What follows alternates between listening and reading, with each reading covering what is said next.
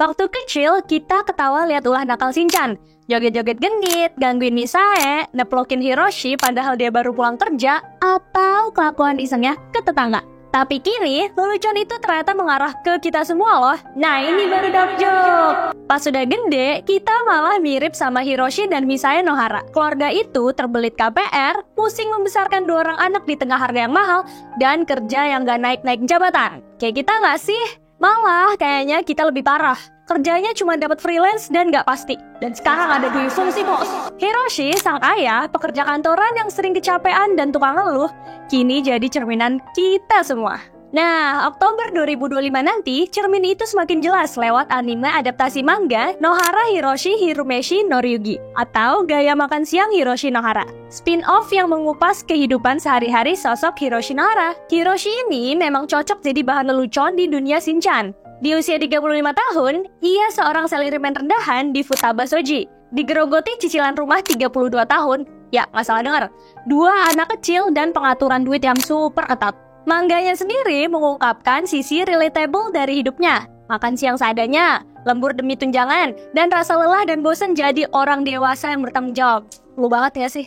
Nah, hidup Hiroshi adalah akrobat antara kewajiban dan keinginan. Dia bermimpi selingkuh kantor, cuma di mimpi ya, karena Shinchan selalu menggagalkannya. Sesekali mabuk setelah diajak minum rekan kerja, tapi tetap pulang ke rumah sebagai suami yang setia. Di balik kekonyolannya, ia sosok penyayang, berhenti merokok demi Misae yang hamil himawari. Atau memilih menghibur Shinchan ketimbang marah. Hiroshi termasuk ayah yang lembut, karena lebih suka ngobrol kayak teman daripada main tangan karena dia paham. Waktu untuk keluarga adalah barang mewah yang gak akan selalu dia punya. Budaya salaryman Jepang membayangi Hiroshi.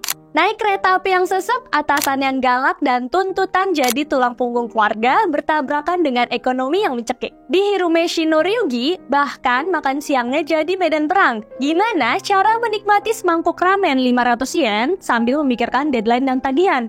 Tapi Hiroshi tetap ceria. Ia menemukan kebahagiaan dalam hal kecil, seperti diskon di supermarket atau candaan receh dengan rekan kantor. Sebenarnya ini nasib banget dah. Bagi generasi yang tumbuh dengan Crayon Shinchan, spin-off Hiroshi terasa seperti tamparan. Kini, kita yang pusing ngatur KPR, mikirin biaya sekolah, dan cari celah buat me time di sela-sela meeting Zoom. Perjuangan Hiroshi jaga gengsi di kantor, tapi dompet tipis. Ribut sama pasangan soal uang, atau berusaha jadi ayah yang baik, mirip kayak hidup kebanyakan dari kita kan? Hubungannya dengan Misae pun nyata. Mereka bertengkar, tapi selalu berdamai. Ini mengingatkan kita bahwa rumah tangga mungkin gak harus sempurna. Yang penting saling menyayangi satu sama lain. Hiroshi Nohara juga berusaha mematahkan stereotip nih. Berbeda dengan ayah-ayah Jepang generasi lama yang dingin, Hiroshi secara aktif memilih keluarga.